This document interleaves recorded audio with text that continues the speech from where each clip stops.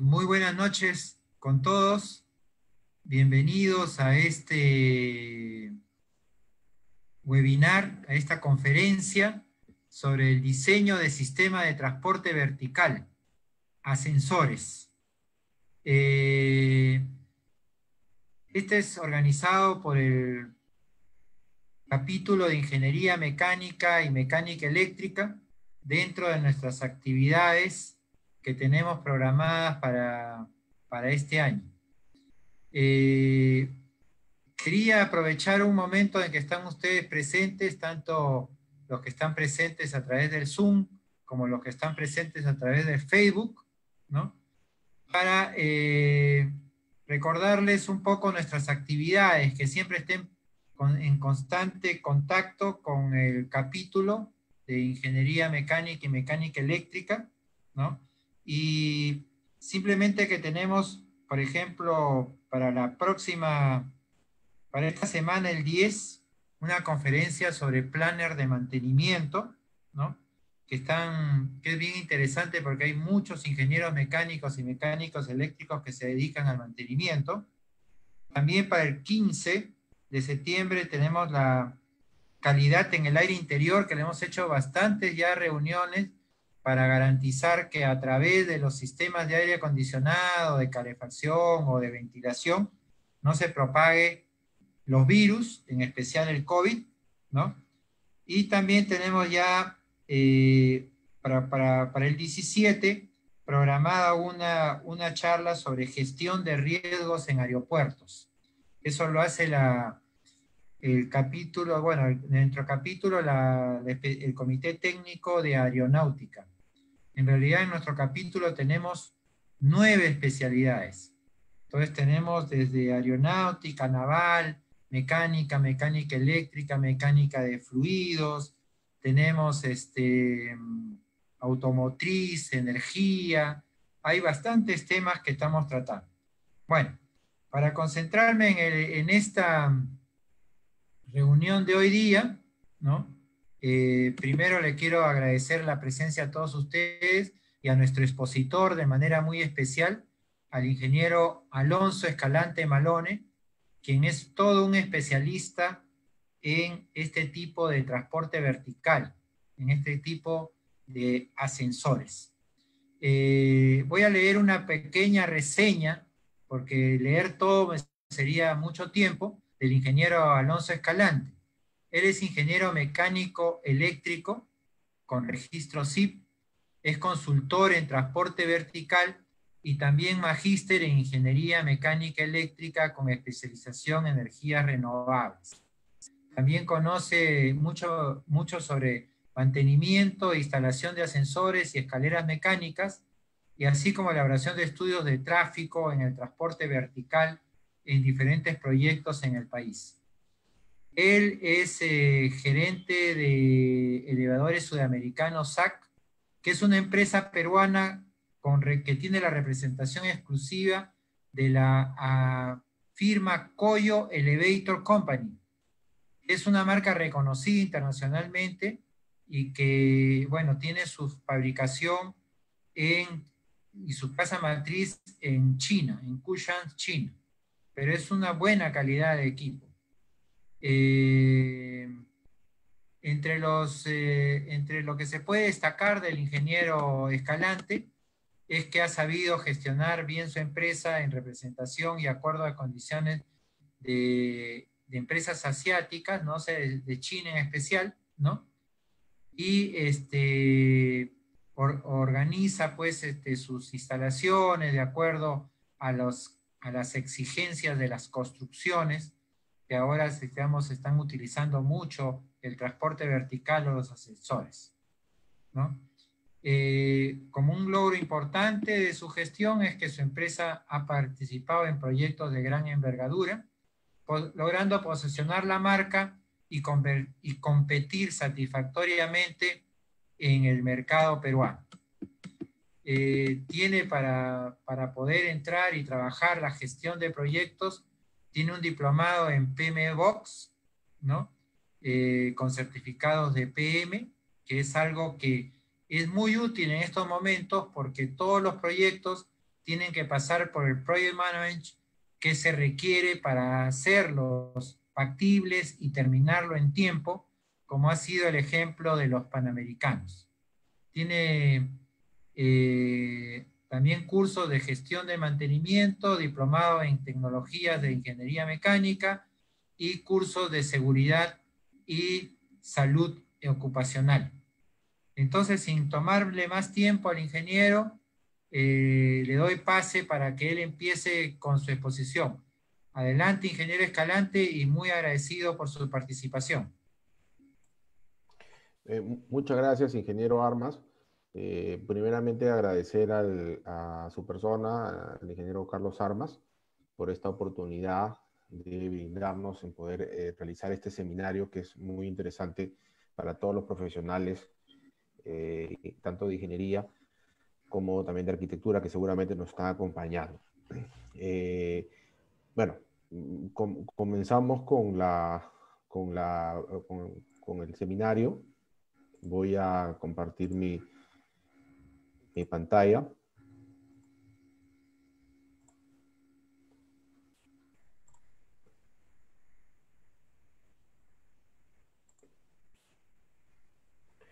Bueno, el nombre del curso es Diseño de Sistemas de Transporte Vertical para Edificaciones. Bueno, nosotros tenemos una definición básica sobre ascensores y elevadores.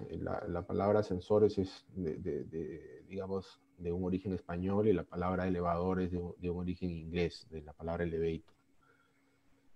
Como definición básica tenemos que un ascensor o elevador es un sistema de transporte vertical diseñado para mover personas u objetos entre los diferentes niveles de un edificio o estructura. Está formado por partes mecánicas, eléctricas y electrónicas que funcionan en conjunto para ponerlo en marcha. Haciendo un poco de historia, la primera referencia de un ascensor habla de 287 a.C., que es un arquitecto romano que se llamaba Vitruvio, que había construido el primer elevador, ¿no? Hay bastante fuente literaria. Estos elevadores, digamos, eran obviamente de madera y de cáñamo, de fibras de cáñamo, que permitían la elevación, digamos, de algunos productos o de algunos elementos que en esa época eran necesarios. Posteriormente, la literatura islámica también habla de ascensores, de dispositivos de elevación movidos por animales también, ¿no? Y posteriormente ya, después de Cristo, hay también bastante literatura, sobre todo en el año 17 también, que hablaban de prototipos de ascensores que se usaban para los edificios o los palacios, edificios palaciegos, tanto en Europa, sobre todo en Inglaterra, en Francia. Posteriormente, estos tipos de equipos van evolucionando y se hablaba ya de dispositivos de tracción, ya se usaba el acero y empezaron a trabajar, digamos, equipos o producirse equipos, digamos, de acero, ¿no? Ya no se usaba la madera ni las fibras vegetales. Entonces, tenemos que ya desde el año 1800, exactamente en el año 1823, se inaugura en Londres una primera cabina de ascensor hecha de acero, con cables de acero y con algunos materiales también de acero, ¿no? De aplicaciones de madera. Bueno, posteriormente existen otro tipo ya de industrialización, otro tipo de fabricaciones, y algo así como una especie de escalera mecánica que se llamó el Paternoster. Esta fue una invención en el año 1900, que eran una especie de cajitas que permitían a las personas subir de un piso a otro, pero por su inseguridad fueron descartados. Eso fue, digamos, el Paternoster fue el padre de las escaleras mecánicas. Se usaron por un tiempo en algunos edificios comerciales.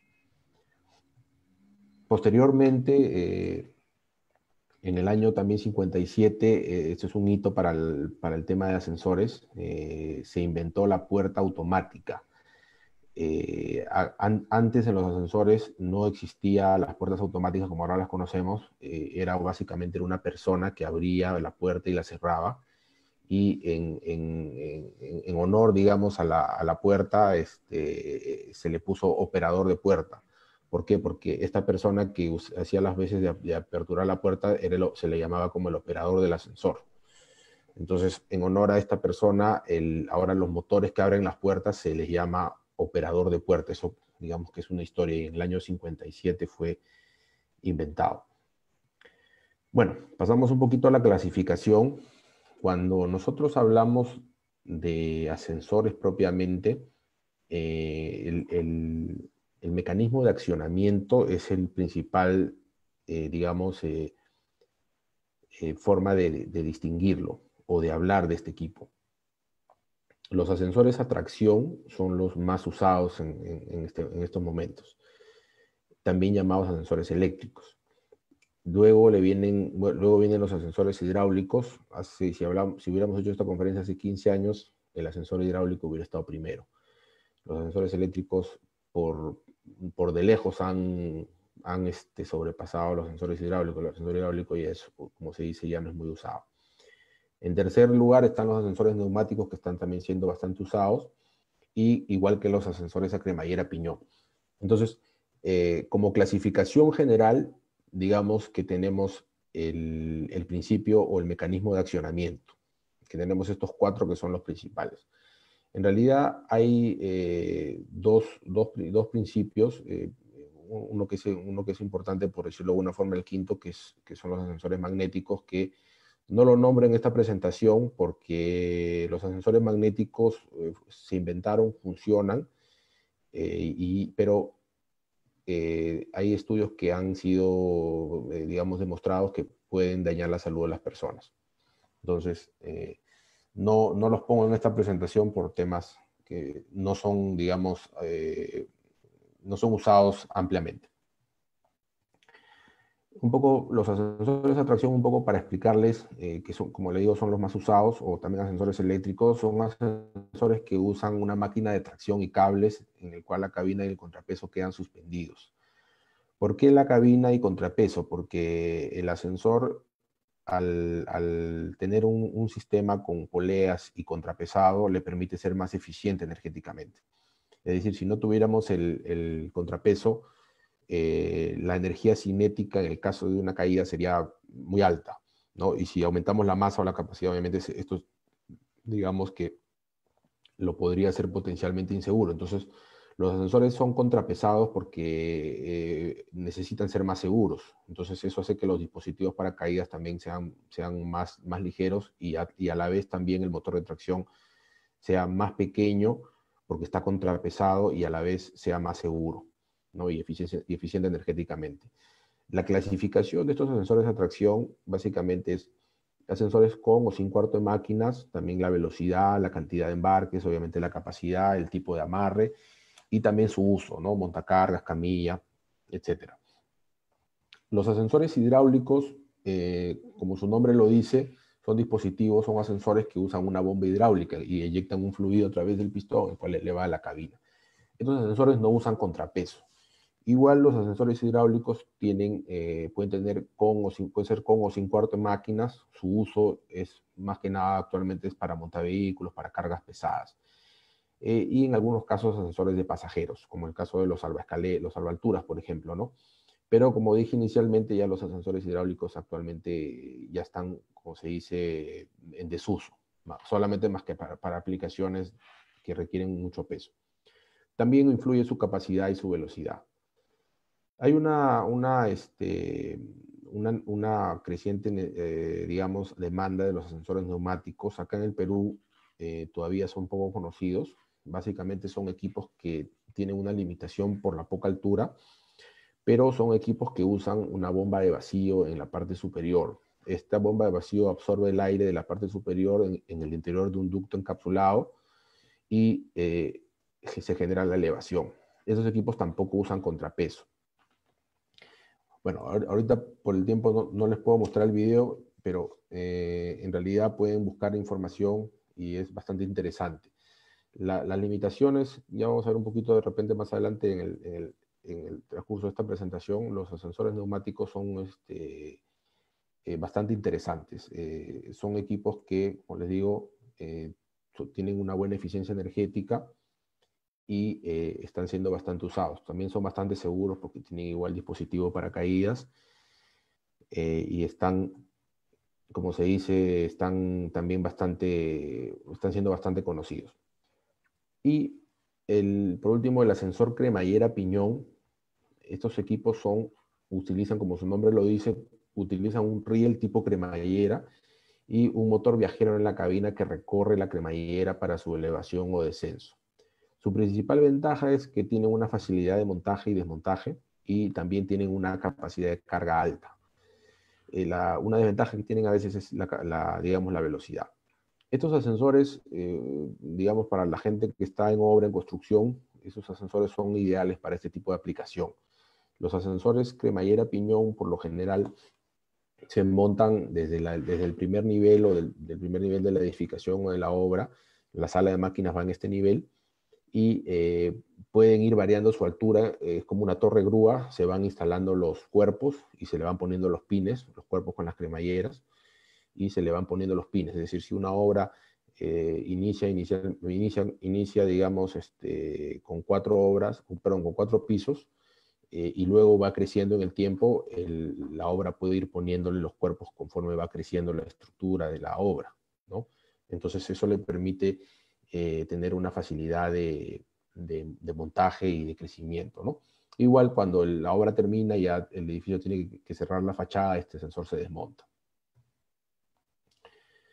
Acá tenemos algunos conceptos básicos de ascensores. En general, el tema de ascensores se basa, como ustedes deben saber, en el recorrido, que es la altura de la edificación. Básicamente es la distancia vertical entre el nivel de piso terminado de la primera parada, es decir, puede ser el sótano.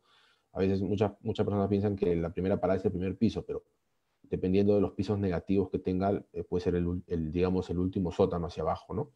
Es decir, si una edificación comienza en el sótano 5, se mide desde el sótano 5 hasta la última parada, que puede ser el 10º o 15º piso. Esa es siempre midiéndose del nivel de piso terminado, siempre esa es la cota del recorrido. La fosa o pit, el pit es un término americano en inglés que significa fosa, y es básicamente también la profundidad de la fosa. Este espacio sirve para albergar los dispositivos de seguridad, las graseras, el limitador de velocidad. Y se comprende por la distancia vertical entre el nivel de piso terminado de la primera parada y el fondo del ducto. También tenemos el sobrerecorrido, que es la distancia, la última altura, como lo dicen en algunos países o en algunas empresas, o en inglés, que es el overhead, ¿no? Que es la última parada hasta el techo de la losa en donde se ubican los ganchos. Para el caso de los ascensores sin cuarto de máquinas, hay que hacer una aclaración. Existen 2 tipos de sobrerecorrido. El sobrerecorrido civil, que es digamos, la estructura o civil, o la estructura de concreto, también puede ser de acero, y el sobrerecorrido mecánico. Entonces, ahí tenemos una pequeña diferencia para poder aclararlo, ¿no? Solamente en el caso de los ascensores sin cuarto de máquinas. En el caso de los ascensores con sala de máquinas, tenemos una altura de la sala de máquinas, que es la distancia vertical entre el nivel de piso terminado y el techo de esta. Dependiendo de su proveedor de ascensores, siempre es bueno confirmar la altura de la sala de máquinas para no tener problemas con la instalación del motor y de la bancada. Siempre por recomendación para los ingenieros estructurales o los arquitectos, en la sala de máquinas siempre hacerla con las vigas chatas o las vigas peraltadas hacia arriba. ¿Para qué? Para que durante el mantenimiento, durante la labor de instalación, no tener vigas peraltadas. Acá tenemos un pequeño plano de un ascensor con cuarto de máquinas. Tenemos una elevación. Básicamente acá podemos ver la altura de la sala de máquinas, el recorrido. El recorrido, y ese es un ascensor de 2 pisos. Como pueden ver, pues el recorrido solamente llega hasta el nivel de piso terminado de la segunda parada. Este es un ascensor sin cuarto de máquinas. Como ven, ya no tenemos la altura de la sala de máquinas para que muchas veces el arquitecto necesita, digamos, poner tener ubicaciones o tener a veces las terrazas o en los edificios ahora de de oficinas necesitan tener áreas comunes, entonces eso te permite bastante, digamos, espacio, volumetría, menor volumetría en las azoteas, ¿no? O ahora como se está usando bastante los techos verdes, que le llaman. Agregar que el ascensor sin sala de máquinas no significa que no tenga motor y no necesite un acceso libre a la sala de máquinas o un acceso independiente. Hay algunos proyectistas que cometen el error y dicen, no, es sin sala de máquinas y no le dejan ningún acceso, eso también está mal, ¿no? El hecho de que no tenga la volumetría arriba de la sala de máquinas no significa que no tenga motor, entonces igual hay una pequeña ventana y el acceso tiene que ser común para que el técnico de mantenimiento o el rescatista, en caso suceda algún problema, pueda acceder al motor de forma independiente. Tenemos algunos conceptos acá también básicos. Mucho se habla de ancho de pozo, de fondo de pozo. Tenemos muchos clientes, muchos ingenieros, diseñadores, arquitectos que nos llaman, nos dicen, ¿cuál es el ancho de pozo ideal? Nosotros le respondemos que el ancho de pozo o las medidas interiores del pozo no existe el ideal, ¿no? El primer parámetro que tenemos que definir para recomendar un ancho de pozo o una medida del pozo es primero el estudio de tráfico, saber cuántos ascensores vamos a instalar. Eso lo vamos a ver en las diapositivas que están más adelante. Entonces tenemos como medidas importantes que el ancho del pozo y el fondo de pozo nos van a dar las dimensiones de cabina, como ancho y como fondo. Actualmente el Reglamento Nacional de Edificaciones ya en sus varios numerales, tanto en el A120, sobre todo, indica que la cabina debe tener, cuando son ascensores públicos, debe tener unas ciertas dimensiones para el ingreso de la silla de ruedas. Eso, ojo, bastante atención. Están habiendo ya obras que están siendo rechazadas por las dimensiones de cabina. Y luego tenemos otros parámetros como distancia entre guías, anchura de puerta, o la entrada libre, que es ingreso OP. Acá tenemos un plano en el que nos permite ver, bueno, un plano que está en inglés, podemos ver en vista de planta, shaft plane layout. Este es un pozo digamos, bastante reducido de 1,55 por 1,55, en el cual entra un ascensor bastante pequeño. Vemos los rieles en las partes del costado, en la parte central del pozo. El hormigón está achurado como por los puntos, y en la parte posterior de la puerta, o sea, la parte trasera en el fondo, está el contrapeso. Tenemos una apertura libre de 800 milímetros. Como ven, también los marcos también tienen un ancho más o menos de 10 centímetros. Este es un equipo, digamos, un ascensor con mochetas, un ducto de ascensor con mochetas o columnas frontales, como se le llama. Que también lo recomendable es hacerlo posterior a la instalación del ascensor. Esta es una vista frontal de las puertas de pasillo. Tenemos también en la instalación de las botoneras. Las botoneras son muy importantes para, digamos, el procedimiento de instalación.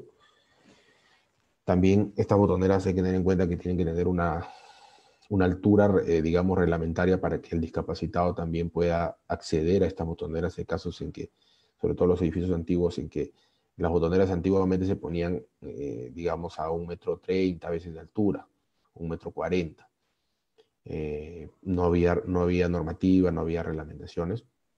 Entonces esto digamos que ha sido digamos, ya normado, ¿no? Está en las normativas de Reglamento Nacional de Edificación de las Alturas, que es muy importante.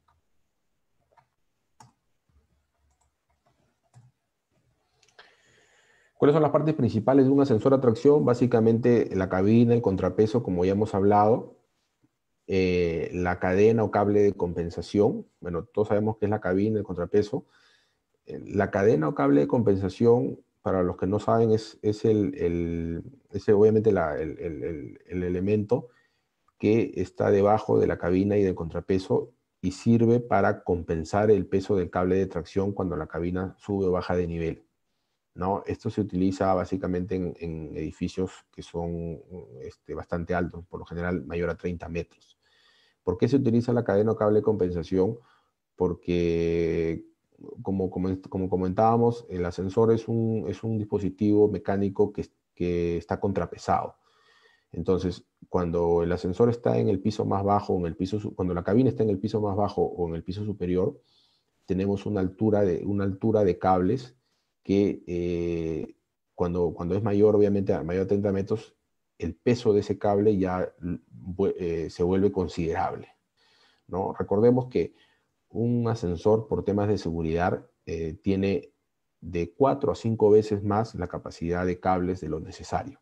Es decir, si yo puedo cargar 500 kilos con un cable de tracción de 13 milímetros, por ejemplo, o de 12 milímetros o 12 milímetros, los ascensores usan 4 o 5 pares de cables, o 4 o 5 cables, digamos, ¿no? O sea, está sobredimensionado por un tema de seguridad. Pero como ese cable obviamente pesa, más o menos, para que tengan una idea, un metro de cable puede pesar más o menos 500 gramos, pero si sacamos 30 metros por 4 cables, por 500 gramos, eso se vuelve de repente ya un peso considerable. Entonces, necesitamos compensar ese peso con la cadena de compensación.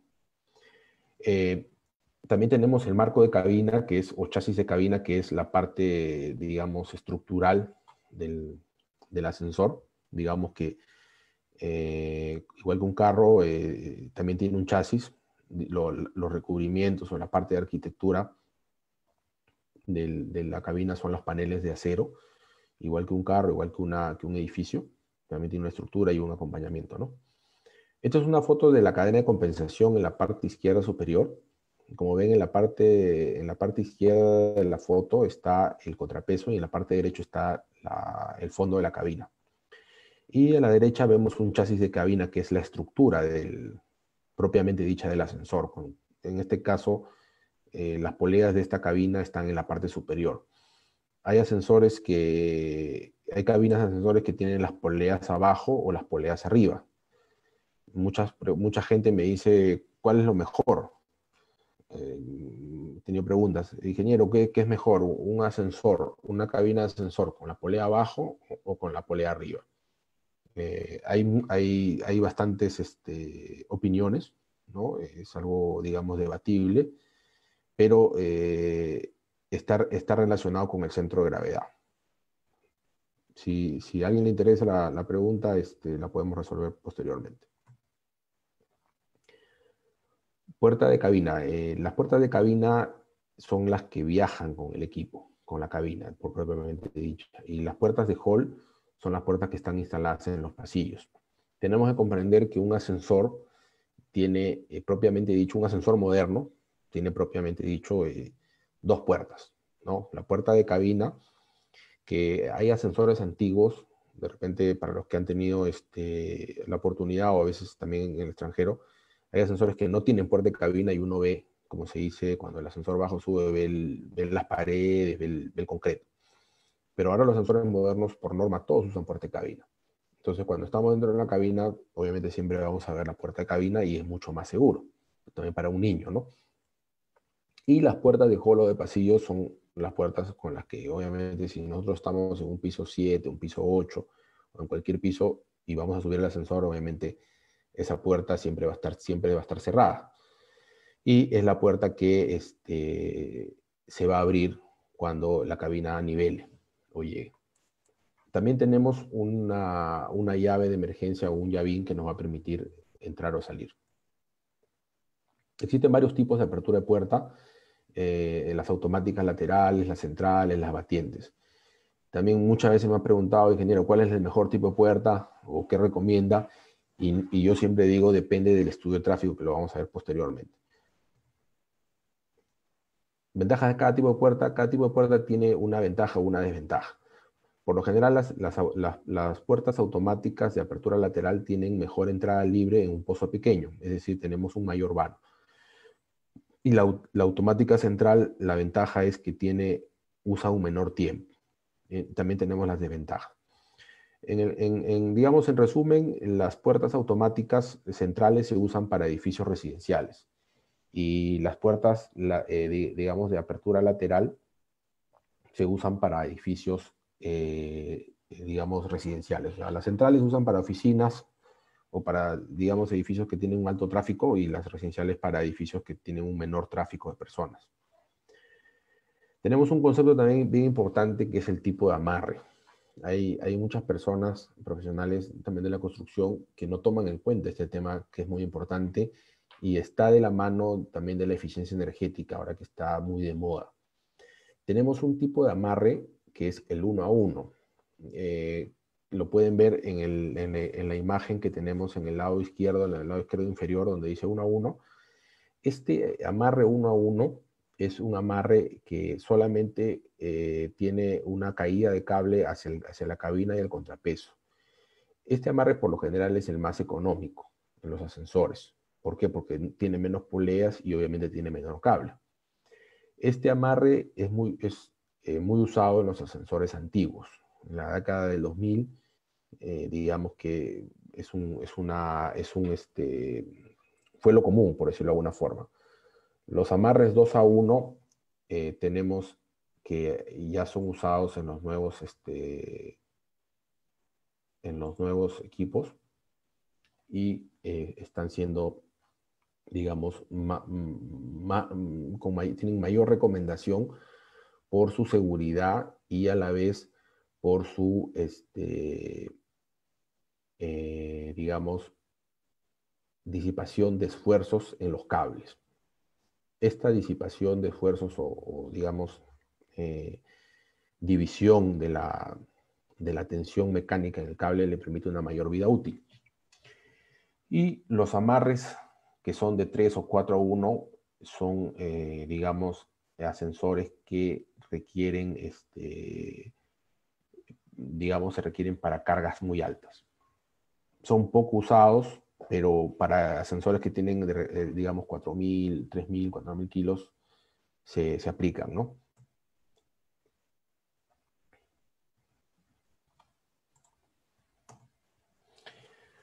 Otro concepto básico también es el tema del tipo de maniobra de funcionamiento. Tenemos la maniobra automática simple, la maniobra colectiva en bajada, la colectiva selectiva y el sistema de despacho avanzado.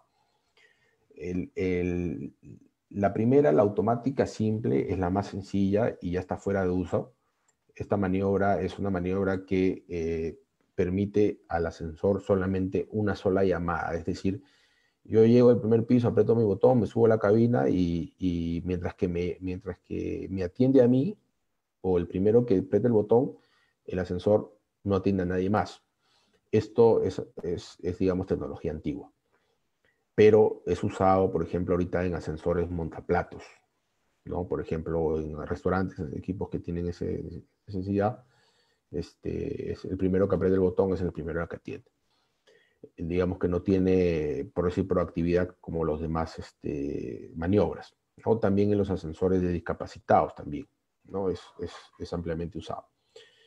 Luego viene la maniobra colectiva en bajada, que son ascensores que permiten el uso, digamos, en edificios residenciales. Es decir, si yo estoy bajando desde el piso 15 para mejorar el tráfico del edificio, si alguien llama en el piso 2, en el piso 10, va recogiendo.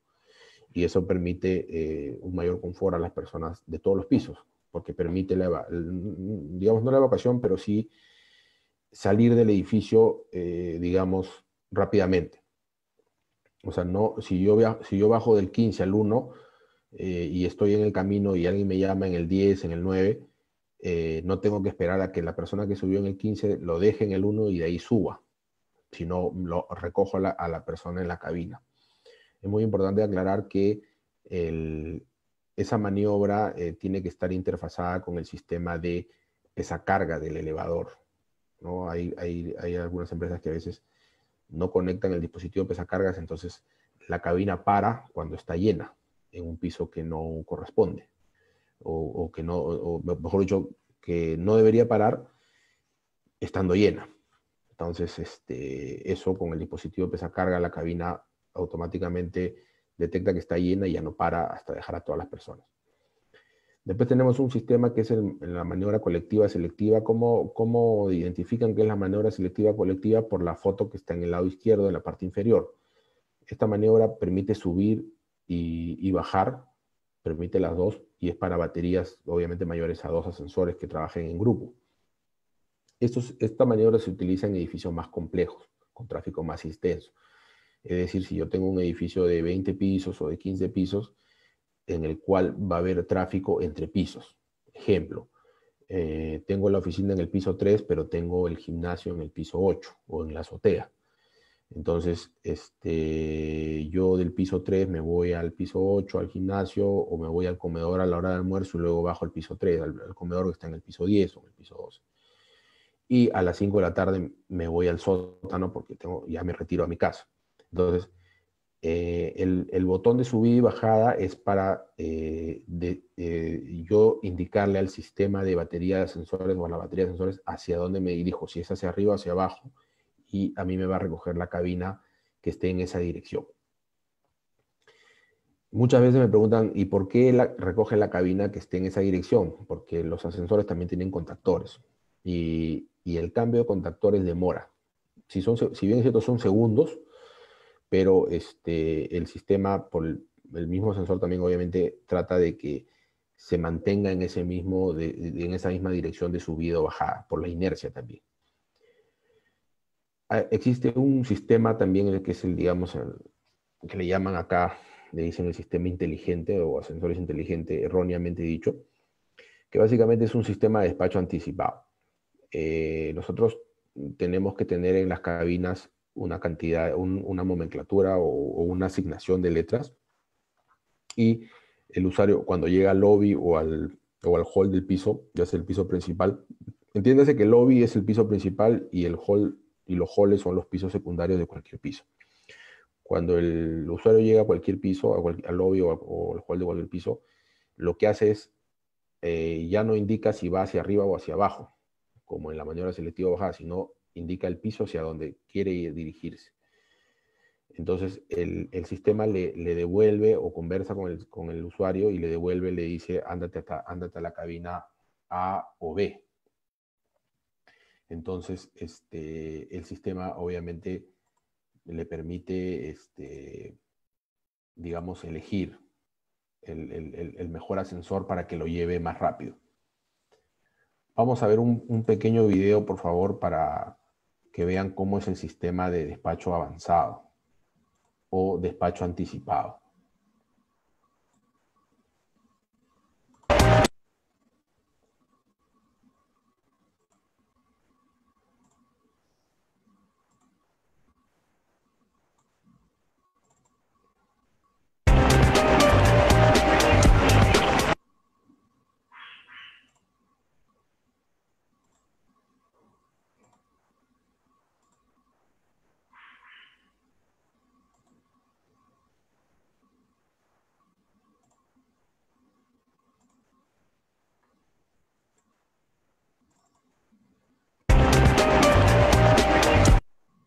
Disculpen, ahí se puede ver el video.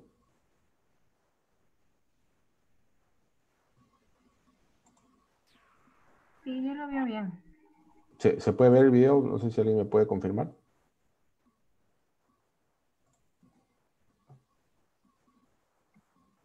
Sí, dale play nomás. Ok.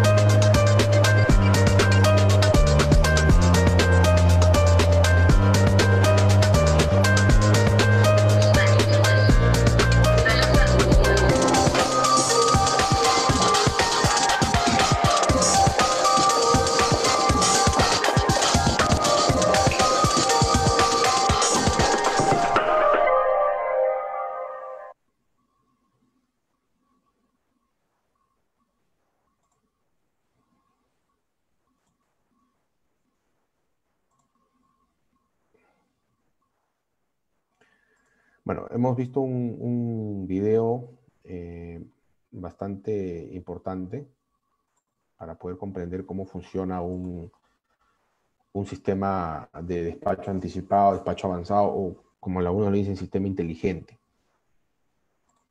Bueno, tenemos una trivia. Vamos a hacer un pequeño, estamos ya en la mitad de la presentación y ahorita vamos a terminar. No sé si me pueden responder, por favor, ¿en qué edificio y ubicación está instalado el ascensor más alto del Perú? A ver, como cultura general para los profesionales que nos están escuchando. Espero que nos puedan responder y ver quién da con la respuesta. Ahí, bueno, tienen, digamos, lo que queda de la presentación para poder dar las respuestas y esperamos tener un ganador.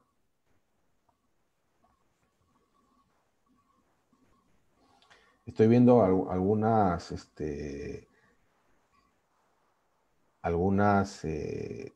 respuestas de algunos participantes. Yo les diría, algunos están poniendo con signo de interrogación. No me pregunten, no nos pregunten, pongan su respuesta y vamos a ver cuál va a ser el premio de la noche. Bueno, seguimos. Tienen para... No vale googlear, por favor. Al final de la presentación vamos a dar la respuesta. Tenemos los ascensores hidráulicos, las partes principales son el cilindro, el pistón, el émbolo, el fluido, la bomba de presión, válvulas y el tanque reservorio.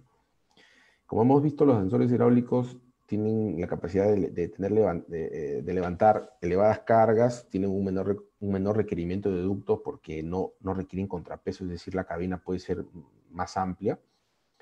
Y también la sala de máquinas puede tener alguna distancia, dependiendo del nivel de presión y de la arquitectura, que puede permitir, digamos, tener un movimiento ahí, o un espacio, digamos, sobre todo para los arquitectos, ¿no? Que puedan ubicar la sala de máquinas, siempre conversando con su proveedor.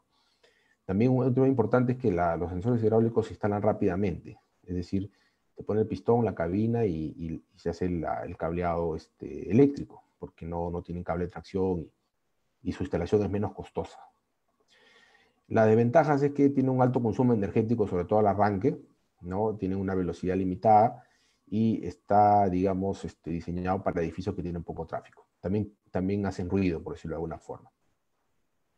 Los sensores neumáticos tienen, las partes principales tienen un motor, una bomba de vacío, un ducto circular, una cabina circular con puertas, lo que a veces es un poquito complicado para sillas de ruedas. También tienen unos sistemas de relé guía con sistema paracaídas y la señalización con las botoneras. En algunos modelos de sistemas de sensores neumáticos también pueden ingresar sillas pequeñas, como la que se ve en la foto. Una ventaja es el bajo consumo energético. No requiere un ducto de concreto porque los mismos paneles... Así que nomás lo dejo ahí. Tenemos también que la instalación es más rápida y menos costosa y los periodos de mantenimiento también son más prolongados.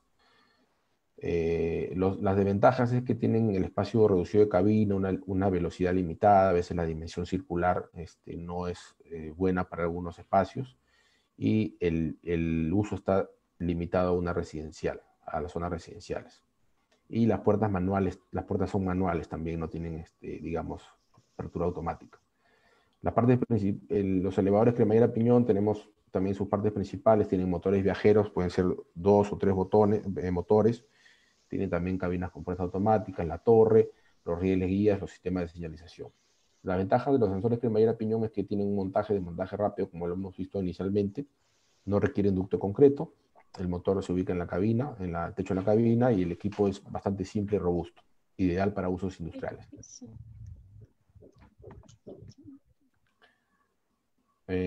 También las desventajas es que los ascensores cremallera piñón tienen una velocidad limitada, requiere de un operador y los costos de mantenimiento son bastante altos. Vamos a pasar a un tema importante rápidamente que no quiero dejar pasar, es los sistemas de seguridad para ascensores. Un tema bastante importante es que siempre nos han preguntado es las fases de bombero para ascensores. Se habla mucho de fases de bombero, pero quiero aclarar que las fases de bombero en los sistemas de ascensores son dos. Estoy hablando del sistema del ascensor, no estoy hablando de procedimientos de los bomberos. Estoy hablando el sistema electrónico que tienen los ascensores para, digamos, combatir un incendio, por decirlo de alguna forma. La fase 1 indica de que el ascensor tiene cuando se enciende la fase 1, el ascensor elimina o deja de lado todas las llamadas tanto de cabina como de pasillo las desatiende y se dirige inmediatamente al piso de escape, anteriormente programado. Por lo general es el primer piso, es el lobby. Por norma, este primer piso de escape debe de estar en alto relieve, el botón debe tener un alto relieve con color verde. Eso también es importante porque, ¿por qué alto relieve? Porque el discapacitado con discapacidad visual debe tener la capacidad de saber cuál es el piso principal o el piso de escape. Cuando el ascensor llega a este piso principal, permanece parado, o sea, se paraliza, no va a obedecer ninguna llamada y la puerta se abre. Adicionalmente, el ventilador debe de quedar apagado, ¿no?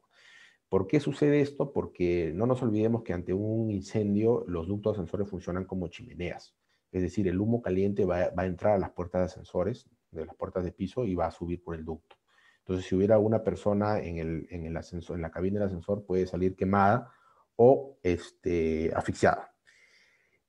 Luego viene la fase 2, es decir, una vez que está iniciada la fase 1, los bomberos llegan y pueden activar la cabina desde el panel principal con una llave especial, y estas personas, los bomberos, si es que hay algún bombero, digamos que son personas que, digamos, de una forma heroica arriesgan sus vidas por la vida de nosotros, ¿no? Entonces, mis saludos si es que hay un bombero en esta presentación, en este seminario.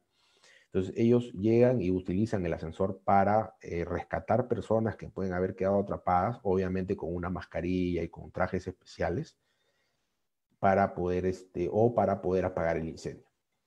Bueno, no sé, si alguien tiene alguna duda, por favor, puede indicarlo en el panel de preguntas y respuestas. Vamos a responder todo lo que ustedes indiquen. Otro dispositivo también que es muy importante es el dispositivo de terremoto para ascensores. El dispositivo de terremoto para ascensores es un sistema mecánico que en realidad es un péndulo que está ubicado puede ser en la sala de máquinas o en el ducto cuando es en sala de máquinas, y básicamente es un contacto eléctrico que cuando hay un movimiento telúrico, la Tierra se mueve, obviamente este péndulo se cierra porque choca la bola magnética con sus costados. Se puede ver en el principio mecánico de este dispositivo. Y el ascensor lo que hace es se para en el piso más próximo. A ver, si hacemos una diferencia con el sistema de bomberos, si yo estoy en un ascensor, en una cabina, en un ascensor, y hay un terremoto y el sistema del ascensor tiene este dispositivo para terremotos, el ascensor no es que se va a ir al piso 1, al piso de escape. Por favor, tomen nota. El ascensor lo que va a hacer es, se va a ir al piso más próximo. Es decir, si yo estoy en el piso 10 y estoy bajando al piso 1, el ascensor se va a parar en el piso 9 y se va a abrir las puertas. ¿Por qué? Porque, como todos sabemos, obviamente nadie puede usar el ascensor en un terremoto. Pero quiero dejar bien claro, por favor, que el ascensor no es una vía de evacuación, todos lo sabemos, pero si nos toca estar en un terremoto, en un ascensor, ustedes tienen que evacuar lo más pronto del ascensor, porque pueden haber daños graves. Entonces, bueno, acá en el Perú todavía no se ha, lamentablemente todavía somos un país sísmico, todavía no se ha normado de una forma obligatoria este tipo de dispositivos. Yo aprovecho en la oportunidad a los profesionales, a los ingenieros, a que exijamos la instalación de todos los ascensores que tengan un sistema sísmico. Obviamente esto está también acompañado de que los constructores quieran pagar estos precios. Claro, en realidad Hay una diferencia de precios, las tarjetas, los sistemas, pero es un tema para debatir. Actualmente no está normado, no se ha llegado a un consenso para la exigencia de estos dispositivos, que creo que sí debe ser importante. Cabe resaltar, quien habla tuvo la oportunidad de formar parte del comité de transporte mecánico del Ministerio de Vivienda. Si es que alguien del Ministerio de Vivienda, le agradecemos mucho la presencia. Y en el año 2018, 2016, perdón, en el año 2017 estuvimos debatiendo este tema. ¿Cuál fue el impedimento técnico y de arquitectura por lo cual no se puso este tema? No fue, digamos, un tema económico, ni que iban a encarecer los ascensores. Fue el hecho de que a nivel de arquitectura, los edificios en Lima tienen la salida directa al departamento. Y técnicamente, a nivel de arquitectura, todavía no está normado la salida del ascensor hacia la sala hacia una sala o a un área, digamos, privada. Hay edificios en donde ponen la puerta, en la puerta de madera, digamos, pegada a la puerta del ascensor. Entonces, si nosotros poníamos este dispositivo digamos, de péndulo o dispositivo, en muchos edificios no iba a ser oportuno porque todavía arquitectura no define bien o no regula o no norma bien las salidas a los departamentos cuando son privados. Entonces, eso ya había un conflicto entre las especialidades, entre mecánica eléctrica y arquitectura, que no está definido bien la arquitectura. Entonces, ahí hay un tema hay un reto digamos, por resolver a nivel de Perú, ¿no? En otros países como Colombia, Chile, ya está normado y tiene una buena legislación. Creo que todavía nos falta por trabajar bastante, pero quiero dejar claro este punto y si me lo preguntan podemos darle más información. Continuamos. Bueno, acá tenemos los conceptos básicos de ascensores. Todo ascensor tiene un limitador de velocidad, un paracaídas. Por tema de tiempo no vamos a ahondar en estos puntos. Ya vamos a terminar la presentación. Quiero hacer la presentación. Acá hablamos de una nueva norma. En realidad no es una nueva norma y ya desde el año 2018 y el 2019 se promulgó la nueva norma EM070. Nuevamente agradecemos al Colegio de Ingenieros por permitirnos hacer estas presentaciones porque todavía hay mucho desconocimiento. Y invito también a las municipalidades. Hace poco estuve en una obra y hablamos sobre la conformidad de obra y veo que hay muchas municipalidades que no tienen profesionales que conozcan esta norma, a pesar de que ya está publicada. Entonces, invito a los profesionales interesados en el tema a leer esta norma M070, que tiene muchas cosas buenas. Nosotros en el comité, en el año 2016-2017, como les indicaba, trabajamos bastante por mejorar esta norma. Hay bastantes inclusiones que son para beneficio para la sociedad. No voy a ahondar ahora en la norma porque no tenemos tiempo, pero igual podemos, digamos, en otra reunión podemos ahondar un poco más. La norma habla de una certificación EN 81 y la clásica pregunta, ¿qué es una certificación EN 81? La certificación EN 81 es, las siglas EN es el acrónimo de European Norm, es una palabra en francés, y el 81 es todo lo relacionado a elevadores. Existe 81.1, 81.2, ascensores eléctricos, ascensores hidráulicos, como hemos visto en la clasificación. Cada capítulo tiene su debida especialidad. Hay también escalera mecánicas, todo lo que es 81 es, digamos, referente al transporte vertical. Muchas personas creen que el Perú, si bien es cierto, en esta directiva M070 que está, digamos, reglamentada por ley, piensan que como la norma es N81 es europea, los ascensores que tengo que comprar para mi obra solamente tienen que ser europeos. Eso es falso. La norma europea lo que hace es básicamente dictar lineamientos que permiten fabricar de forma satisfactoria y segura a cualquier fábrica del mundo un ascensor, un elevador.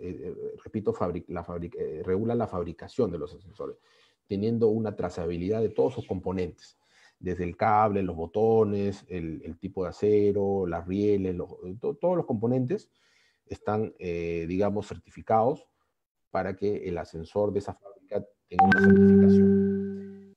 Tampoco vamos a poder ver por tema de tiempo que es una certificación, pero igual podemos revisarlo en otra presentación. Otro tema importante que es, digamos, requerido en esta norma EM 070 es el estudio de tráfico vertical. Mucha gente me pregunta, ¿y qué es el estudio de tráfico vertical? Escucha que es un cálculo matemático, ¿por qué tan complejo y todo el tema? El estudio de tráfico vertical en realidad es un estudio bastante sencillo, es un análisis, vamos a ver ahora la definición. Como lo decía, es un estudio matemático, un análisis, y lleva un ingrediente de probabilidad. ¿Por qué probabilidad? Porque estamos hablando de que no sabemos la cantidad de las personas cómo se van a comportar al ingreso a una edificación. Y lo que nos permite determinar es el tráfico aproximado entre pisos de cualquier edificación. Y esto nos va a permitir predecir la cantidad correcta de ascensores que serán necesarios realmente en una edificación, así como la superficie de cabinas, la velocidad nominal, entre otros parámetros. El objetivo principal del estudio de tráfico es garantizar el buen funcionamiento y confort de la edificación. Por ejemplo, ¿no? Hace unos meses nos llamaron de un centro comercial y nos pidieron hacer un recálculo de todo el sistema del estudio de tráfico. Entonces, como el edificio era existente, nosotros hicimos el estudio de tráfico y realizamos un conteo de las personas que primeramente ingresan al centro comercial. Un estudio de tráfico en un centro comercial es algo complejo, pero con la ayuda de los propietarios y de la gerencia, se hizo un conteo y se determinó cuántas personas ingresaban al centro comercial y cuántas personas subían a las escaleras mecánicas en una hora a través de métodos matemáticos, midiendo 5 minutos, haciendo los conteos, y tanto a los ascensores también, tomando muestras. Luego estas muestras obviamente se analizan, se ponen en formatos de cálculo para poder determinar los tiempos y las variables. Hablando con el cliente le explicábamos que obviamente este cálculo se hizo, por ejemplo, en el mes de agosto, obviamente antes de pandemia, había mucha gente en los centros comerciales, pero se utilizó un día viernes donde hay menos gente, donde hay, bueno, por lo general la gente va a los centros comerciales el día viernes, y el domingo, pero se le aplicó un factor de corrección de un porcentaje mayor. ¿Por qué? Porque en diciembre, por lo general, los centros comerciales hay mayor afluencia. Entonces, se le explicó al cliente que el estudio de tráfico es un estudio que tiene que basarse en donde existe la mayor carga, porque ahí es donde está el diseño. Es tan igual como un estructural. Un estructural no hace una edificación para cuando el edificio está vacío, sino tiene que hacer el cálculo cuando el edificio está lleno, ¿no? o a la mayor intensidad del terremoto. Entonces, el estudio de tráfico se hace de la misma forma. El estudio de tráfico se hace en las condiciones de mayor carga o donde tenemos mayor complejidad o mayor exigencia, por decirlo de alguna forma. Si desean hablar un poquito, conocer un poquito más, pueden preguntarnos a través de las preguntas. Tenemos, ya para terminar, la importancia de un estudio de tráfico es importante para cualquier edificio que se proyecte. Aumenta su importancia con la magnitud de la población futura, con el uso que se destine. Es indispensable para las edificaciones y ya está siendo exigido como una parte del anteproyecto para los proyectistas o los ingenieros o arquitectos que están en el rubro de construcción. Ya las municipalidades están exigiendo el estudio de tráfico. Para comprender plenamente el objetivo de este estudio, existen varios parámetros, pero los tres más importantes son los siguientes. Primero, el aforo por piso y el uso del inmueble. No es lo mismo un edificio residencial en donde puede vivir una familia de 4 o 5 personas que un edificio de oficinas. Entonces, el uso es muy importante. Entonces, el primer punto es el aforo y el uso del inmueble. Luego viene la cantidad de pisos y el último punto es el tema del recorrido. Hay edificios que tienen de altura 2,80 metros, como hay edificios que tienen 4 metros de altura. Bueno, para terminar, en nuestro país es obligatorio presentar un estudio de tráfico, y ya lo es. Eso es una pregunta también, por favor, para que, bueno, ya no es una trivia, es una pregunta para los profesionales que trabajamos, y si la autoridad lo está requiriendo previo a la aprobación de un proyecto, o al menos como anteproyecto. Muchas gracias. Por favor, pasamos a la etapa de preguntas y respuestas. Gracias, Alonso. Muy buena tu explicación. Excelente. Creo que ha despertado mucho interés. Veo que ya tienes más de 40 preguntas. Vas a tener que dosificar un poco porque si no vas a estar hasta la madrugada contestándolas. Pero bueno, eso te lo dejo un poco a tu criterio, ¿ya? Y agradezco la presencia. Hemos tenido entre el Zoom y el Facebook más de cerca de 250 personas atendiendo tu explicación, lo que demuestra el interés que verdaderamente hay por estos temas.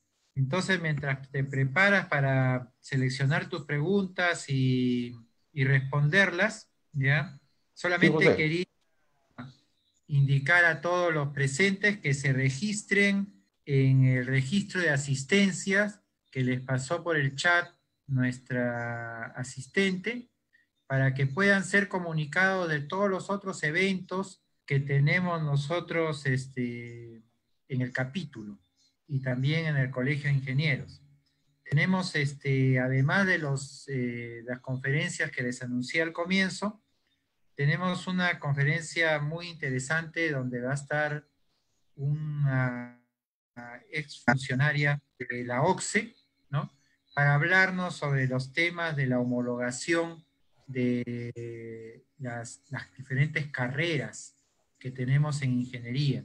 Eso es ahora muy importante porque esto nos va a permitir trabajar en las obras de construcción, ¿no? Y ser considerados como especialistas o estar en los cargos más importantes. Estamos coordinando esta reunión, ¿ya? Y yo que me gustaría que todos los que están interesados en esto estén pendientes de esto, ¿no? Y por último, también recordarles el congreso que tenemos programado para el próximo año, donde van a haber temas relacionados a la tecnología de la información, que es el Internet de las Cosas, el Computing Data, el Big Data, perdón, la realidad virtual. En telecomunicaciones tenemos la 5G, el wireless avanzado, la ciberseguridad y la privacidad digital, entre otros temas. Entonces, sin más, creo que ya debe estar Alonso preparado con las preguntas y las respuestas. Adelante, Alonso. Muchas gracias, ingeniero. Vamos a proceder con las preguntas, a responder las preguntas. Por favor, si alguien tiene alguna pregunta, por favor hay que hacerla porque vamos a ir en orden.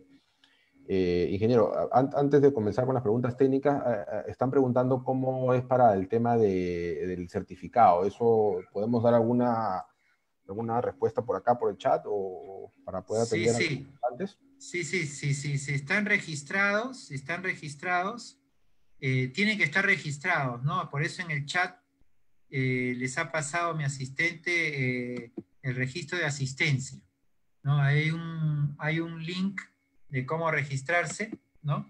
Y una vez que estén registrados ahí, simplemente se hace el depósito esta es una cantidad módica, no recuerdo exactamente, por el certificado, y nosotros se lo emitimos. pero lo más importante es que tienen que estar en el registro de asistencia, se dice ahí en el chat cuál es la página web donde tienen que registrarse. ¿Ok? Perfecto. Muchas gracias, ingeniero Armas. Creo que está todo claro para los amigos que nos han acompañado. Primeramente también agradecer por la, por la paciencia. A ver, Néstor Ruiz nos pregunta, ¿qué porcentaje adicional, esta es la primera pregunta, se debe considerar para el área del ducto de un ascensor de tracción si se conoce el área de la cabina? Néstor, mira, yo primeramente te recomendaría no empezar con el orden del área de la cabina. Lo primero que tienes que hacer es, de tu edificación, tienes que tener un estudio de tráfico. Por eso es la importancia de la norma M070 del Reglamento Nacional de Edificaciones. Una vez que tú tienes el estudio de tráfico, si está bien hecho, ¿qué es lo que te va a arrojar? El estudio de tráfico te va a arrojar, primero, te va a decir, oye, tú tienes que en este edificio, con los parámetros que tú has puesto, la altura y todo esto, tienes que poner 1 o 2 ascensores, o 3 ascensores. Si es una edificación pequeña, te va a botar con un solo elevador basta. Segundo parámetro que te va a botar es la capacidad y la velocidad. Entonces, una vez que tú tienes la capacidad, por ejemplo, 450 kilos, que equivale a 6 personas, 630 kilos, que equivale a 8, o su equivalente, 10 personas, 12 personas, una vez que tú tienes esa capacidad, que es lo más importante, y la velocidad, tú vas a dimensionar tu ducto. Y el ducto del ascensor, ahí tú tienes que, yo te recomiendo, habla con tu proveedor de ascensores, porque los ductos de ascensores también comercialmente varían en eficiencia. O sea, no existe, como en ingeniería muchas veces nosotros trabajamos las tablas, que para este tipo de amperaje vas a utilizar esta sección de cable conductor. En ascensores no es digamos, tan exacto, o en mecánica, digamos, también en algunas especialidades mecánicas sí es exacto, usas tablas. En ascensores no es así. En ascensores es un aproximado. Por lo general, un ascensor de 8 personas tiene unas medidas ya casi estándar, y la mayoría de marcas te pueden dar, digamos, la capacidad, pero va a variar, digamos, en pocas consideraciones. Ahora, hay que también tener en consideración, si son 2 ascensores, hay viga divisoria, si es la velocidad, tienes que tener una mayor profundidad de pit, un mayor sobrerecorrido. Espero haber respondido esta pregunta, pero vuelvo a repetir, lo más importante, lo que dijimos, es el estudio de tráfico. No dimensionemos nosotros mismos un pozo de ascensor sin antes consultar al especialista, como recomendación. Creo que ha sido bastante bonita la trivia. Vamos a responder la pregunta. Bueno, por acá responden Banco de la Nación, Westin, Sheraton. Veo que los asistentes no salen mucho de Lima, están por San Isidro. Hay que salir de Lima. Amigos profesionales, veo que hay varios errores. Westin, Torre de Lima, Westin San Isidro, Banco de la Nación, Centro de Convenciones Banco de la Nación. Bueno, Centro Cívico. Centro Cívico fue el primer edificio en el año 80, efectivamente eso es historia, Miguel Hernández, eso estamos desactualizados. El Centro Cívico fue el edificio más alto de Lima hasta creo que el año 90.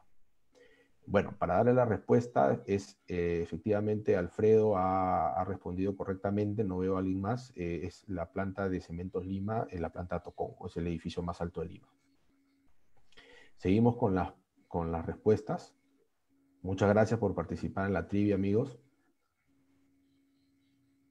A ver, Narda Ticona, siguiendo con las preguntas, Narda Ticona nos pregunta, ¿hay diferencia del dispositivo del sistema de bombero según la cantidad de pisos? A ver, para entender un poquito la pregunta, el sistema de bombero, como lo hemos visto, tiene 2 fases, la fase 1 y la fase 2. Lamentablemente acá en el Perú no está bien normado el Reglamento Nacional de Edificaciones. Esto, a ver, yo quiero dejar bien claro que en otros países cómo funciona. Ya hemos visto cómo funciona la fase 1. La fase 1 es para evacuación y la fase 2 es para el uso de bomberos. ¿Ok? O sea, uno es pasivo, protección a las personas en la fase 1, y la fase 2 es activa, para que el bombero pueda, digamos, rescatar. La fase 2 de bomberos es una fase que es más costosa. ¿Por qué más costosa? Porque requiere que el ascensor tenga ciertos grados de confiabilidad y a la vez de robusticidad para que pueda soportar un uso en altas temperaturas. Entonces, ¿cómo funciona en otros países? En otros países, para poner la fase 2, el bombero local de la zona, y eso lo administran las municipalidades, lo que viene a ser las municipalidades, el bombero no tiene que tener la capacidad de una escalera telescópica para poder atender una evacuación o un rescate de una persona en un piso alto. Lamentablemente acá en el Perú los bomberos están un poquito dejados de lado, y eso, como se dice, jalón de orejas para las municipalidades, porque acá se construye un edificio muy alto y las constructoras no le dan los fondos, o las municipalidades no le dan los fondos a los bomberos para atender ese edificio alto en caso de una emergencia o caso de un incendio. Entonces, el edificio alto tiene la obligación de poner una fase 2. Entonces, en otros países, ¿cómo funciona esto? Economía digamos, economía de grupo, liderada por las municipalidades. Yo quiero hacer un edificio de 30 pisos, como se dice vulgarmente, hago unas chanchitas y le doy a los bomberos una escalera telescópica, y me sale más barato que comprar una fase 2 para poder darle la facilidad y reducir mis costos de operación y de construcción, y darle seguridad a las personas que van a vivir en los pisos 20, 30 ante un incendio. Muy aparte de las escaleras presurizadas y todo el tema, porque sabemos que las escaleras presurizadas obviamente tienen una importancia, que eso está muy bien, que ya se está cada vez poniendo más fuerza, pero también pueden fallar las escaleras presurizadas. Entonces, la vida humana es lo más importante, señores, siempre diseñemos con seguridad. Entonces, un poquito para responder la pregunta de Narda, es la diferencia entre la fase 1 y la fase 2 no tiene que ver nada entre pisos. Un ascensor de 2 pisos tiene que tener fase 1 por norma, igual que un ascensor de 10 pisos. La diferencia que va a ser básicamente en que tenga fase 1 y fase 2, pero la fase 2, como ya hemos indicado, es mucho más costosa y debería estar en función a la capacidad de los bomberos para poder rescatar ese piso.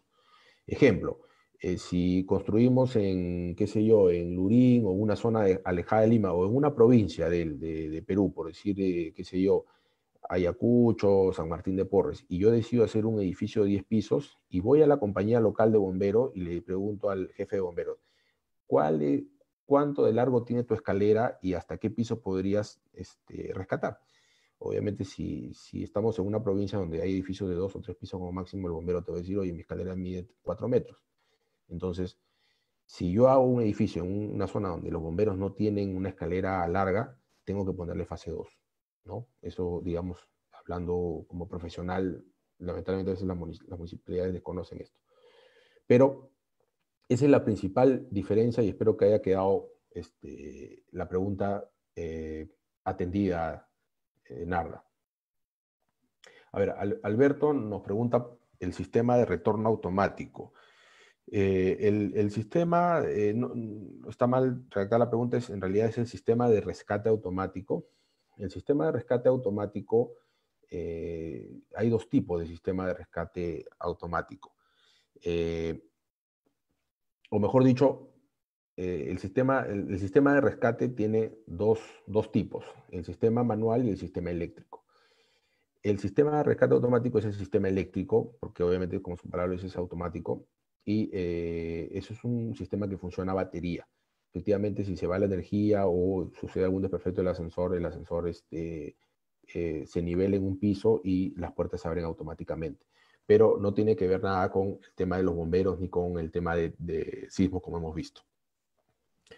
Bueno, seguimos avanzando. Cristian Romero nos pregunta, ¿qué grado de terremoto se activa el sensor?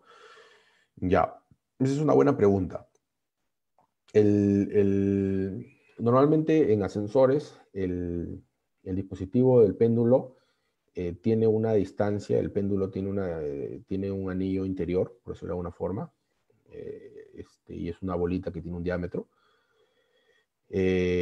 Normalmente el sensor se activa a partir de los 4 grados en la escala Richter. O sea, un sismo pequeño, ¿no? En teoría no debería de activar el sistema de terremoto, ¿no? Más o menos esa es la pregunta, Cristian, espero que quede claro. Bueno, Hernán nos pregunta, hay muchos ascensores chinos de ascensores sin cuarto de máquinas que usan rieles para sostener los motores. Eso es verdad. Los ascensores sin cuarto de máquinas soportan su peso del motor en los rieles, por eso tienen un arrastramiento especial. Y bueno, sí, efectivamente tienen una mayor cantidad de brackets, de fijaciones, y tienen que ser correctamente instalados y soportados, ¿no? Usando materiales certificados y supervisión durante la instalación. Eso tengan bastante cuidado. Estos sensores, igual Alan Hurtado nos dicen, estos sensores cuentan con corriente de arranque y mayormente cuando dicen sus especificaciones técnicas. A ver, Cristian Romero nos dice que en proyecto donde incluye la instalación de un ascensor, el proyectista electromecánico hasta dónde debe diseñar, dado que los detalles constructivos son exclusivos de los proveedores. Cristian, a ver, un poquito para indicarte, esta es una buena pregunta. Ya, el proyectista electromecánico, como bien sabemos, tiene que tener, digamos, conocimiento en lo que diseña. Yo he tenido oportunidad de poder acompañar a muchos proyectistas electromecánicos. Yo también soy proyectista electromecánico.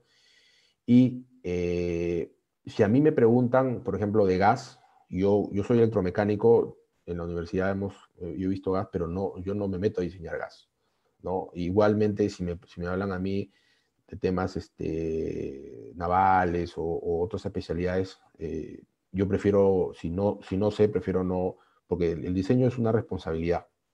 Entonces, el proyectista electromecánico, a nuestros colegas electromecánicos, yo recomiendo siempre consultar a la especialidad que le corresponde. ¿Ya? Eso como primera opción. Puede ser tu compañía. Hay compañías en las que a veces las personas son novatas y de repente no conocen mucho, entonces no porque trabaja en una empresa de sensores también puede saber, eso también tenga bastante cuidado. Siempre busquen personas que tengan experiencia, digamos, tangible. Entonces, si tú me preguntas hasta dónde debe diseñar, yo lo primero que te recomendaría es que no diseñes, como electromecánico, no te metas a diseñar o a copiar, pegar temas de ascensores porque puedes patinar o peor aún, puedes perjudicar las bases o digamos, las especificaciones técnicas de una obra. Siempre consultando al proveedor y tratando de ser lo más genérico posible. Y lo primero que tú tienes que hacer antes de diseñar es conocer tu estudio de tráfico. Eso por norma. ¿Ok? Espero que quede claro y siempre dejar claro que los proveedores no son las personas exclusivas para tener un diseño. Eso es falso y eso está a veces sesgado, ¿no? O a veces al facilismo que, no, ya este proveedor ya me dio todo, copio, pego y lo hago como él dice. Entonces eso hay que tener cuidado porque a veces el apetito comercial hace que la obra caiga en errores o posiblemente después en sobreprecios, porque impones unas medidas que son unas medidas únicas para una determinada marca y termino perjudicando. ¿Se puede utilizar pozos a tierras compartidos con el sistema de cómputo? No recomiendo. El ascensor es un sistema eléctrico-electrónico y lo que nosotros recomendamos es diseñen sus propios sistemas puesta a tierra para el ascensor. Espero, Cristian Romero, que quede clara la recomendación. Igual, eso puedes consultar con tu ingeniero electricista. Néstor Ruiz nos pregunta, ¿qué componentes o equipos hay en un cuarto de máquinas para un ascensor hidráulico? Pueden ubicarse en la parte superior o inferior del ducto. Ya, los componentes los hemos visto, básicamente son la centralita, que es el motor con el tanque de expansión, y el tablero de control donde están los contactores o los sistemas eléctricos, y las mangueras, básicamente dicho, ¿no? Entonces, el cuarto de máquinas debe ubicarse lo más cercano al pistón, en la parte inferior, en la parte más baja. Y va a depender de la arquitectura que podamos determinar la distancia correcta. Bueno, Brian Kennedy nos pregunta qué seguridad podría tener el ascensor neumático. Los ascensores neumáticos tienen un sistema también para caídas en caso se pierda el vacío. Tiene un sistema de paracaídas que detiene la caída del equipo, ¿no? ¿Cuál es el problema de salud que ocasionan los ascensores magnéticos? Esa es muy buena pregunta. Los ascensores magnéticos fueron inventados en el año 50, en el año 60. Son equipos que, como ustedes saben, existen electroimanes. Tenían una secuencia digamos, de electroimán. Entonces, hay estudios que indicaban que las personas tenían problemas de circulación, problemas también de concentración, y que a la vez también habían algunos golpes bruscos a veces en la nivelación. Entonces, el ascensor magnético, digamos que fue descartado. Ahora, otro tema más era que el ascensor magnético, por ser electroimanes, también tenía un riesgo alto a la electrocución. O sea, con el tiempo, esos electroimanes podían tener un desgaste en sus aislamientos y podía haber problemas. Digamos, aspectos de salud directos e indirectos. ¿Cuál es el costo aproximado por piso de la instalación de un ascensor? A ver, yo, Carlos, esta presentación o este webinar es básicamente basado en temas técnicos. Por favor, no hablemos de temas económicos. Básicamente esto es ingeniería. Podemos, digamos, tener un contacto posterior a esta reunión. ¿Qué pruebas se tienen que hacer para recepcionar en obra? Eso, en realidad, las pruebas de obra, es una muy buena pregunta, Edgar Vilcahuamán, muchas gracias. Las pruebas de obra tienen que ser determinadas en el contrato de suministro e instalación del ascensor y tienen que ser coordinadas con tu proveedor. Pero, como términos generales, te recomiendo leer la norma M070, consulta con un especialista, y tener en cuenta como tema básico es revisar también obviamente los planos del ascensor, los planos electromecánicos, si tienes entendido el tema de electromecánico. Y un tema, digamos, para mí muy importante es que tú puedas revisar primeramente la capacidad de las cabinas, las medidas interiores, puedas revisar el tema de los acabados de la cabina, la nivelación de la cabina, que todos los pisos funcionen, el tema también de los sistemas de emergencia, como te indico, la fase 1, si corresponde a la fase 2, el tema de iluminación de cabina en caso de emergencia, los botones braille, las alarmas que funcionan dentro de la cabina. Hay una serie de, digamos, dispositivos del ascensor que los proveedores se tienen que entregar. Más detalles lo podemos dar posteriormente. Cristian Collazo nos pregunta nuevamente los precios, eso no lo vamos a responder. Narra Ticona nuevamente nos pregunta, en el último proyecto nos han solicitado un estudio de tráfico. Gracias, Narda, por la pregunta. Narda, te respondo que efectivamente sí está normado el estudio de tráfico, revisa el Reglamento Nacional de Edificaciones, la última versión, en la sección EM070, está ahí indicado, ya cada vez más municipalidades lo están exigiendo, y tengan bastante cuidado, porque si tu estudio de tráfico dice que el ascensor debe tener, por decirte, para 10 personas, 8 personas, y tu ascensor es de 6, vas a tener problemas con la capacidad de obra. Tengan cuidado y por favor respeten o respetemos como profesionales que somos lo que indican las normas de Reglamento Nacional de Edificaciones, que son muy importantes. ¿Dónde encuentro la normativa o fórmulas cálculos para las dimensiones según el tráfico de ascensores? No ha puesto nombre, Galaxia 50. Por favor, ustedes pueden buscar en cualquier buscador, puede ser Google o cualquier otro buscador, pongan norma M070 y en la última sección, en los anexos, van a encontrar los cálculos para poder realizar un estudio de tráfico. Si ustedes todavía tienen alguna duda, por favor escríbanos en los correos o en los teléfonos, pueden digamos, aclararnos, porque esto también es un tema también matemático, algunas cosas hay que tener en claro. Pero si lo logran estudiar, pueden hacer, digamos, de repente ustedes mismos sus propios estudios. Sanmarf nos pregunta, ¿desde cuántos ascensores se usa el sistema de llamada anticipada? Puede ser 2 o 3 ascensores. A ver, el sistema de llamada anticipada es un sistema que nos permite ser más eficiente, o sea, ser más eficiente en la cantidad de ascensores. No podemos decir que son buenos para 2 o 3, pero sí podemos decir que el sistema de llamada anticipada, bueno, los libros de ascensores recomiendan, o algunos especialistas en otros países recomiendan que debemos instalar un sistema de llamada anticipada cuando son 3 ascensores o más. A veces hay un error o por temas comerciales, hay empresas que lamentablemente venden por vender el sistema de llamada anticipada y lo venden con 2 ascensores. Eso es, digamos, botar la plata o hacer un mal uso o poner un sistema de llamada anticipada en vano. Entonces, primeramente, recomiendo un llamada anticipada a mayor a 3 ascensores, 3 o más, y siempre revisen su estudio de tráfico. El sistema de llamada anticipada es un sistema que va a mejorar el intervalo de espera en el piso. ¿Qué es el intervalo de espera? O sea, el estudio de tráfico va a botar varios,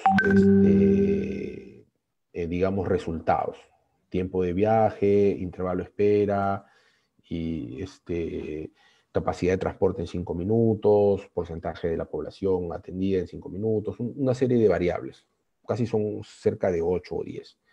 Entonces, el sistema de llamada anticipada lo que va a hacer, va a trabajar en algunos parámetros solamente, no va a trabajar en todos. Entonces el periodista tiene que saber interpretar correctamente el sistema de llamada anticipada.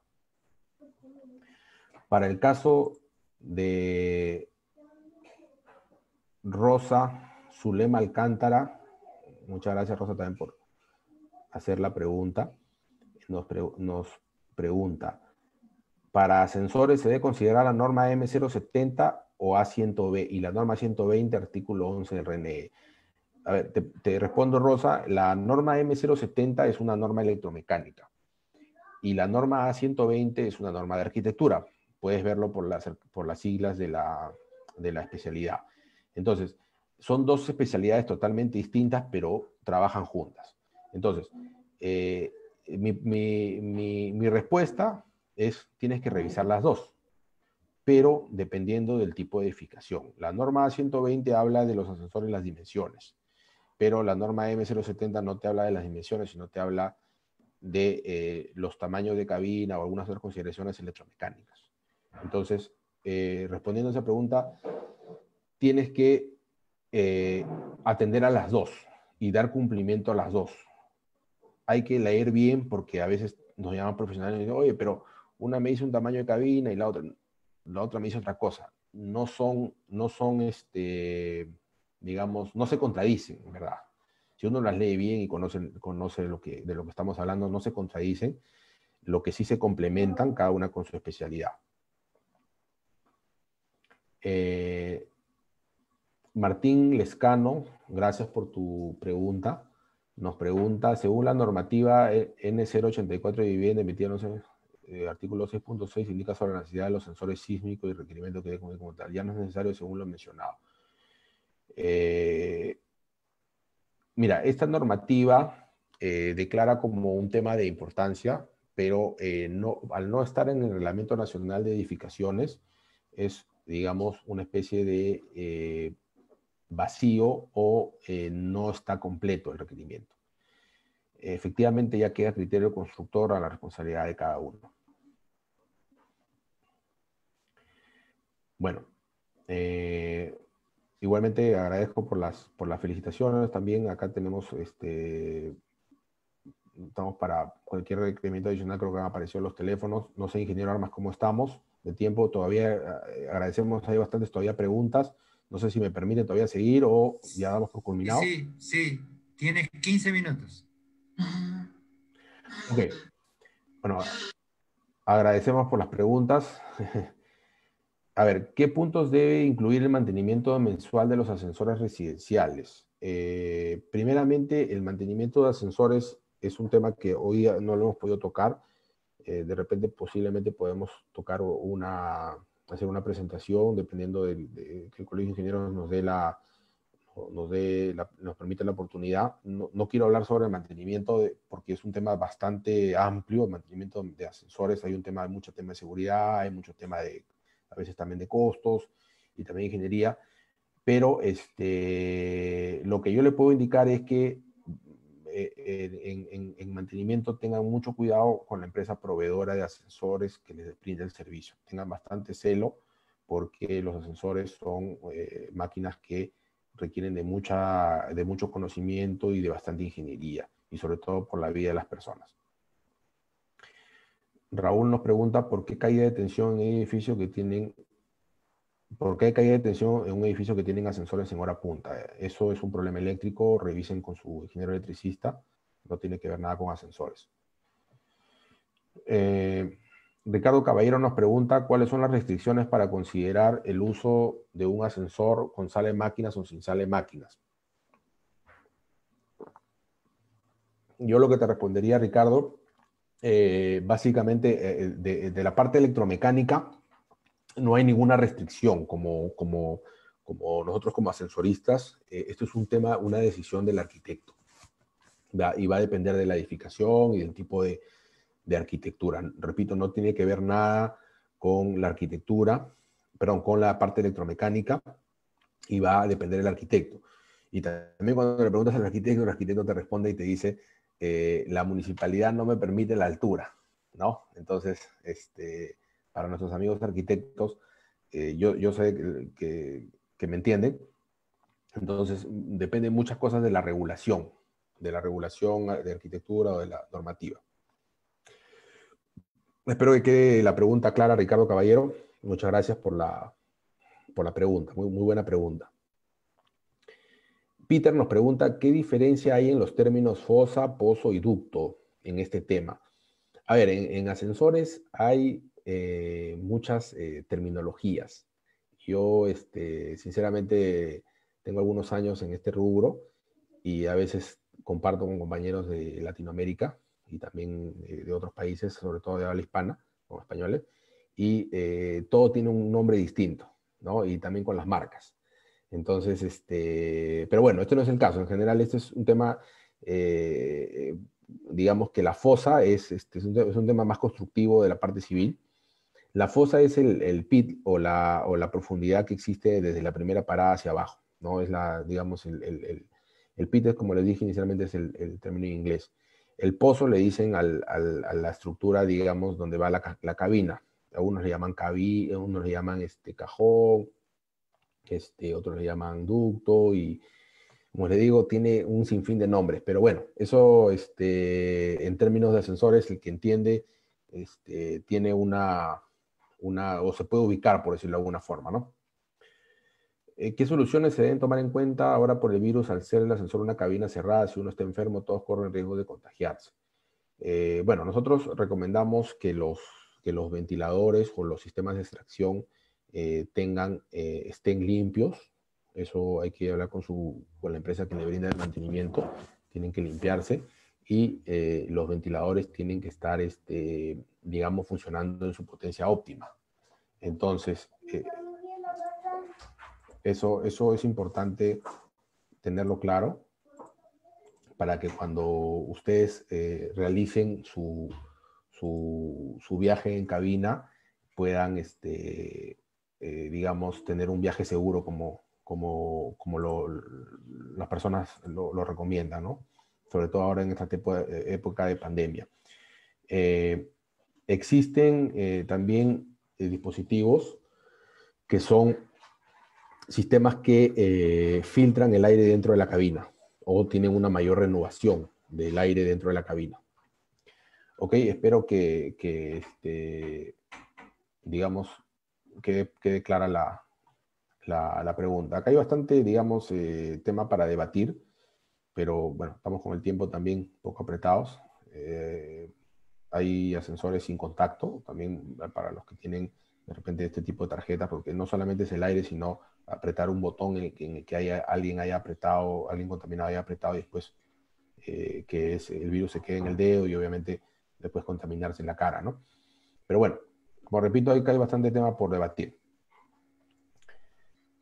Carlos Galarza nos repite cuál es el edificio más alto. No se escuchó bien la trivia. El edificio, Carlos, más alto es el ascensor de la planta Cemento Lima. Esto queda en Atocongo, a las afueras. Es uno de los hornos de la planta, como te digo, de Unión Andina de Cementos. Aclarar que este edificio es un ascensor que tiene solamente 10 paradas, pero entre piso y piso las alturas son algo de 10 metros o 12 metros, porque es un ascensor que sirve hacia un precalentador, un horno. Y obviamente las alturas no es como un piso de un residencial que son 2,80 metros o de un edificio de oficinas que tiene 3 metros. Bueno, seguimos. Narda Ticona. Breve comentario: si el rescate de bomberos lo han exigido en un hospital, pero quedó definido. Bueno, no entiendo bien la pregunta.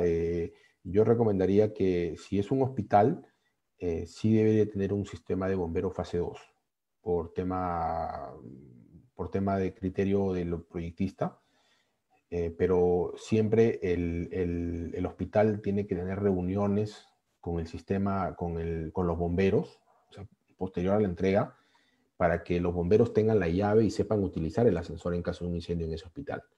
Eso es lo que a veces les falta a las compañías de ascensores, tener la llegada con los cuerpos de bomberos, porque ¿de qué te sirve un sistema fase 2 si el bombero local no lo va a saber, no lo va a saber usar? Entonces, en otros países está normalizado el uso de ascensores, es decir, todos los ascensores, independientemente de la marca, están obligados a poner un tipo de llavín. Y las empresas de ascensores, donde existen cámaras, acá en el Perú todavía estamos divididos, les entregan gratuitamente a todos los bomberos este tipo de llaves para poder utilizar en todos los ascensores. O sea, el ascensor de la marca ABC, su sistema de funcionamiento de ascensores es igual. Entonces eso permite que los bomberos tengan, independientemente de la marca, la misma cantidad, la misma llave y la misma forma de funcionamiento. Lamentablemente acá en el Perú no está normado, porque el Ministerio de Vivienda y también no hemos trabajado los colegios profesionales todavía en esto, tanto ingenieros, arquitectos, como todos los profesionales que estamos en este rubro, para estandarizar esto. Pero bueno, eso es otro tema que todavía nos falta avanzar. Orlando Campos nos pregunta qué tipo de elevador está instalado en Cementos Lima y por qué. Es la respuesta tibia. Bueno, es un ascensor, industrial, y bueno, creo que la pregunta está clara. Perdón, la respuesta ya está clara. Es el edificio más alto, como les indico, ¿no?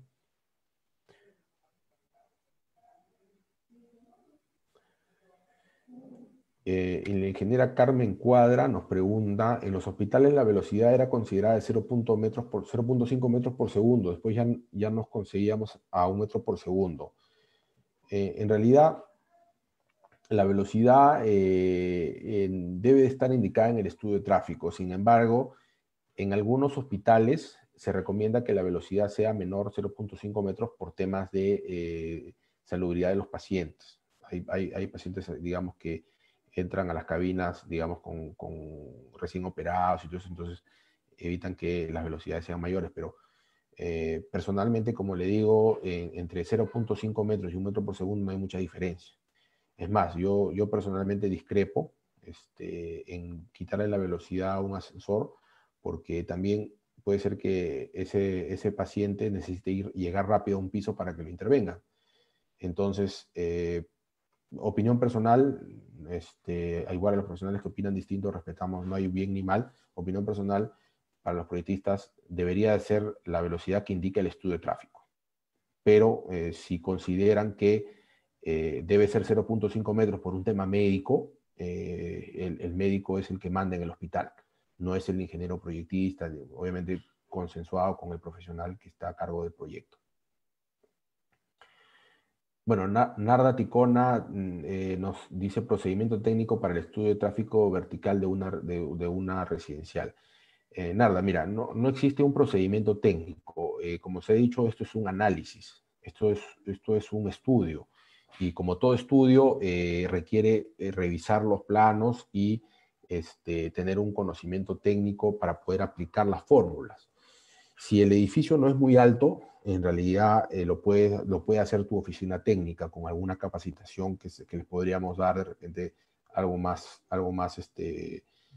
personalizado. Pero si el edificio es un poquito más alto o tiene mayores aforos, es un edificio, digamos, de uso mixto con oficinas y tema comercial, sí te recomendaría consultar a un especialista. Muchas gracias, Nara Ticona, también por las preguntas. Ingeniero Escalante, creo Sí, que ingeniero. ya tenemos el tiempo vencido. Si hay que algunas preguntas, quizás las pueda contestar ya por Por su correo, correo. que se la a través del correo. Lo único que quería es recordarles también que aparte del registro de asistencia, hay una encuesta para ver el nivel de satisfacción de esta charla, ¿no? Ahí les han pasado por el chat el link para que puedan contestar esta pequeña encuesta. Y veo que hay mucho interés, entonces, a ver, ingenieros, si los comprometo para un curso ya más de capacitación, ¿no? De los ingenieros que se quieran